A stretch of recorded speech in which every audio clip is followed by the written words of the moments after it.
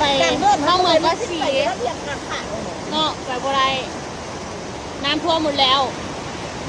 น้ำท่วมทางเข้าเมืองก็สีซิเลอร์ทางเข้าไหมความน้ำไหลเจ้าอุ้ยไหลลมไหลพันรถไปบ่ได้รถคันนี้ไปบ่ได้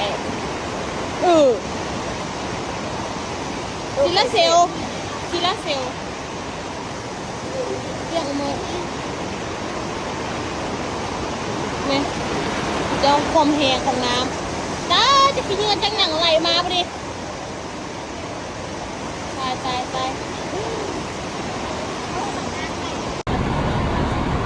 เส้นทางเมืองกะสีทางเข้าเมืองกะสีรถผู้ใดมันจะมีรถตู้รถข้ามตลอดเนาะทางเข้าเมืองกะสีไปทางเมืองนางเมืองอะเข้าบางเนี่ยนะไปบ่ได้เพราะว่ารถคาเบิดเลย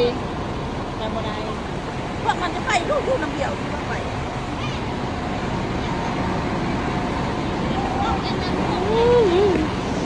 เราหมายเป็นสั่งมันจะเป็นผู้บอกเพื่อน